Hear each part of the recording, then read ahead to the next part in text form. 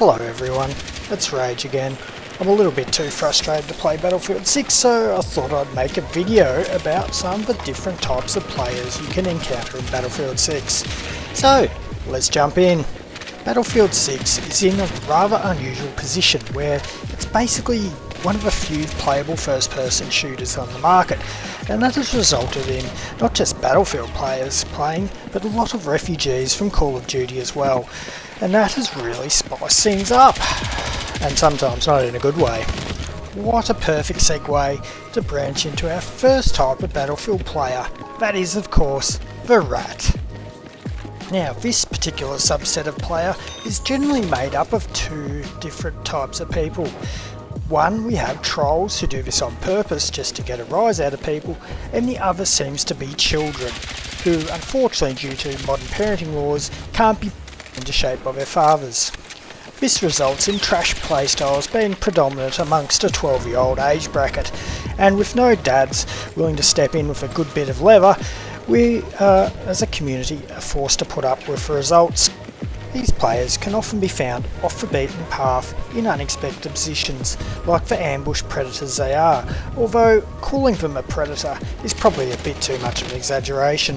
And sometimes, in order to protect their .9 KDs, you can find them camping together, having a good old time laying on a belly.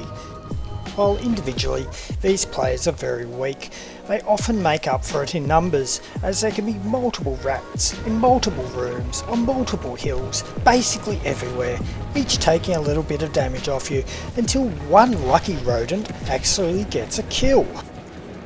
And unfortunately, it's getting more and more of a problem.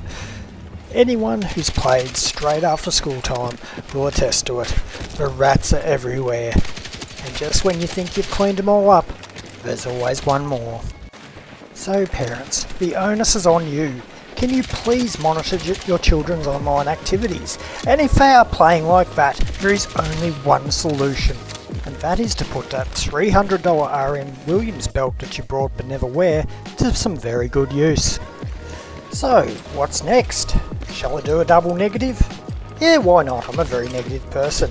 Next up, we're going to look at rubs. Yes, those players love to get cheap kills and will do anything to protect their almost 1 KD. Now, grubs come in many forms and use many methods, and none of them are ABL approved. Basically, these guys take what the Australian Battlefield League has banned and use it as a guide to what is the easiest way to get kills. So of course that means they're going to be using SCRs and TR7s. And of course they're going to be using that on the assault loadout because you have grenade launchers as well as 2 handheld grenades. Revives, of course, are what people give to you. Sadly for us, there are quite a few of these characters roaming around, and that means they're more than likely are going to be in your servers. Basically, you'll know very early on if there are grubs in your server, especially in small modes such as Domination.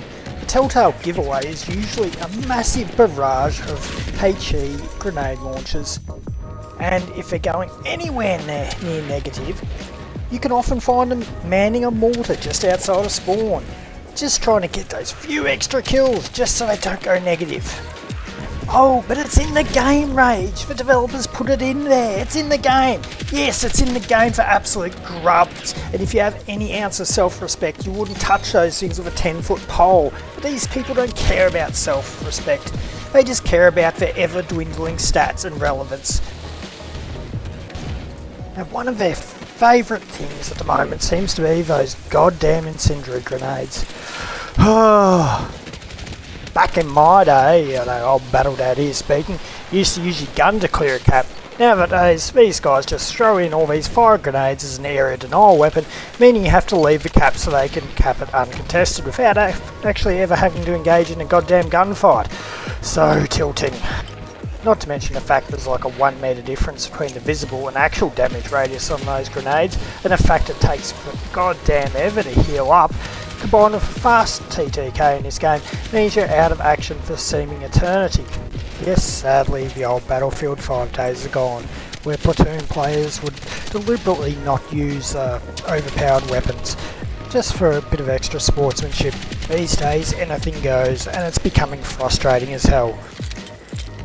So my advice is simple, please don't be that player, be better. Now next up on our list we've got the other end of the spectrum from campers. We have the sweats. As probably one of the crappiest sweats the world's ever seen myself, I probably shouldn't be talking trash about them, but hell, why not? Let's go. These players live by three creeds, the three important pillars of their belief system, and they are of course kills per minute, score per minute, and kill-death ratio. Everything else in life is secondary, so long as they can glance at the scoreboard and see themselves at least 20 kills ahead of the opposition. These are the kinds of players who have a link to their Battlefield 6 stats in their Tinder bios, but somehow can never get past that first date. Something about deodorant? In RedSec, these players can hear a redeploy tower going off from hundreds of metres away, sprint and waste the poor free-to-play level 10 player there desperately trying to get his buddy back into the game. That being said, when a sweaty team encounters another sweaty team in RedSec, some of the most fierce battles ensue. When you see two of your teammates die that quick, you know you're up against some quality opposition. To be honest, you really got to feel sorry for those casuals out there just trying to get a few kills and have a good game, because RedSec is rough, especially off comms. But if you're the other way inclined and you want to find some sweats to fight with, just drop at Golf Course or Defense Nexus. Trust me, if you don't find them, they sure as hell will find you. Dropping in those two locations is probably the only cardiovascular exercise I ever do in my life. Okay, for the next category, we have a bit of a problem. For these players that I'm about to showcase are having a bit of a revolt. I talk of course about the battle dads. Those poor souls juggling 5 children, a 9-to-5 job and a nagging wife, where they only get to play their beloved Battlefield for 1 hour a day. And that 1 hour a day is ruined by the sweats. There was a time when battle dads were the most important players that Battlefield had. They always pushed objective. They never cared about their KD. All they cared about was making sure their team was winning the match. They were the ones who stood behind a tank for an entire match, selflessly repairing it, getting no kills whatsoever and a lot of deaths, yet single-handedly helping that tank win the game for the entire team. They are the players that always pop smoke over your body and pushed for a revive no matter how hard. Their primary weapons are sometimes not guns but the pair of defibrillators. But in Battlefield 6, this PTFO style playstyle is becoming incredibly hard for them to do. Simply put it, they're used to crossplay off or empty Battlefield 2042. We've never had to deal with a great influx of skilled players, and it's shocking them. And unfortunately, that means they're taking to the forums to complain about the movement and how it's all COD related. Dude, this movement is slow as hell. They need to remember it's 2026, not 2015. Look at this clip here, this is COD movement in 2015. Notice it's probably a little bit slower than Battlefield 6 is now. These people really need to move with the times. My message to the battle dads is simple, don't give up. As someone in their late 30s myself, I feel your pain. But all you have to do is work on your positioning and slow your play down a bit, and you will be successful.